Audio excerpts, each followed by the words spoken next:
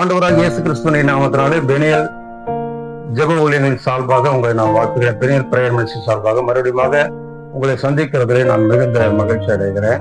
நாம் செய்திக்கு நேராக நாம் கடந்து செல்வோம். வெளிப்படுத்துகிற விசேஷத்திலே நாம் வாசிக்கும் பொழுது 7 சபைகளை குறித்து ஆண்டவர் சொல்லுகிறார். அதாவது எபேசு, சிமிர்னா, பெர்கமு, தியத்தீரா, சர்தை, பிலதெல்பியா, லவோதிக்கேயா என்று சொல்லி, ஆனா இந்த சபை எல்லாவற்றிலும் ஆண்டவர் சொல்லும் பொழுது லவோதிக்கேயா சபையான கடைசி சபையை குறித்து ஆண்டவர் சொல்லும் பொழுது அந்த 3ஆம் அதிகாரம் 15ஆம் வசனத்தை நான் வாசிக்கிறேன்.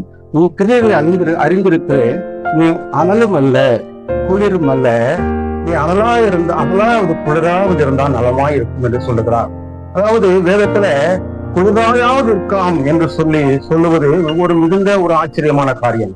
ஏனென்று சொன்னால் அனல் என்று எல்லாரும் ஒத்துக்கொள்ளக்கூடிய ஒரு காரியம். ஆனால் குளிர் என்பது அது குளிர் விட்டு போச்சு அப்படின்னு சொல்லுவாங்க. அது மாதிரி சொல்லலாமா? வேதத்தில் எழுதப்பட்டிருக்கிறத சொல்லி பார்க்கும் பொழுது பல வருஷங்களுக்கு முன்பதாக ஒரு ஃபாரினர் ஒருவர் இந்தியாவுக்கு இது குறித்தான விளக்கத்தை அவர் சொன்னார்.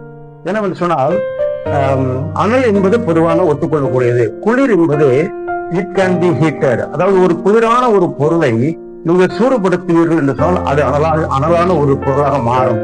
அந்த அனலான பொருளை, அந்த வாட்டரை நீங்கள் மறுபடியும் ஹீட் பண்ணால் அது ஆவியாக மாறும். இப்படிப்பட்ட ஒரு மாற்றத்தை ஒரு விசுவாசியாலோ தேவனை நம்பி ரட்சிக்கப்பட்ட ஒரு தேவ ஜனத்தாலோ பெற்றுக்கொள்ள முடியும், அவர்கள் எந்த சூழ்நிலையில் இருந்தாலும் என்பதைத்தான் அது குறிக்கிறது. அது மட்டுமல்ல, இன்னும் சுருக்கமாக வேகமாக சொல்லுகிறேன் பாருங்க. அது அந்த 17ஆம் வசனத்தை நாம் வாசிக்கும் பொழுது அவர் சொல்லுகிறார், நீ நிர்வாணியா இருக்கிறாய் என்று சொல்லுகிறார். இந்த சபையானது ஒரு பெரிய பணக்கார சபை. இந்த லவோதிக்கேயா சபை ஒரு பெரிய பணக்கார சபை. இங்கே இருக்கிற விசுவாசிகள் எல்லாம் பெரும் பெரும் பணக்காரர்கள். அவர்களுக்கு பேங்க்ல நிறைய பேங்க் பேலன்ஸ் நிறைய இருக்கும், நிறைய திராட்சை தோட்டங்கள் இருக்கும். அவர்கள் நினைத்ததை சாதிப்பார்கள். ஆனால் ஆண்டவருடைய பார்வையிலே அந்த லவோதிக்கேயா சபையானது நிர்வாணமாக காணப்படுகிறது. அதைத்தான் அவர் சொல்லுகிறார், நீ நிர்வாகியம் உள்ளவனும் பரிதவிக்கப்பட்டவனும் தரித்திரனும் குடும்பனும் நிர்வாணியமா இருக்கிறதை என்று சொல்லி அவர் சொல்லுகிறார். நிர்வாணி என்று இங்கு சொல்லும் பொழுது அருமையானவர்களே, இது எது குறிக்கிறது என்று சொன்னால் the nakedness in spirituality. அதாவது ஆவிக்குரிய வாழ்க்கையிலே அந்த சபையானது ஒரு நிர்வாணமான சபையாக, அதாவது ஆவியே இல்லாத ஒரு சபையாக, பணத்தையே பற்றி பேசக்கூடிய ஒரு சபையாக, இண்டஸ்ட்ரியை பேசக்கூடிய ஒரு சபையாக அது இருக்கிறது என்பதை அது வெளிப்படுத்துகிறது. அதற்காக ஆண்டவர் சொல்லுகிறார், நீ என்னிடத்திலே நீ ஐஸ்வர்யம் ஆகும்போது நெருப்பிலே புறம்பட்ட பொன்மையும் உன் நிர்வாணமாகிய அவலட்சணம் தோன்றாதபடிக்கு நீ வெண் வஸ்திரத்தை என்னிடத்திலே வாங்கிக் கொள்ள வேண்டும் என்று அவர் சொல்லுகிறார். அருமையான தேவனுடைய பிள்ளைகளை அநேக சபைகளில் நாம் பார்க்கிறோம். வெண் வஸ்திரத்தை உடுத்திக் கொண்டு அவர்கள் செல்வார்கள். வெள்ளவெளேர் என்று நல்ல துவைத்து அவர்கள் போடுவார்கள். அது தவறல்ல. ஆனால் அதே வேளையில ஆண்டவர் சொல்லுகிறார், ஒரு ரகசியம் சொல்லுகிறார். என்னவென்றால், நீ வெண் வஸ்திரத்தை என்னிடத்திலே நீ வாங்கிக் கொள்ள வேண்டும் என்று அவர் சொல்லுகிறார்.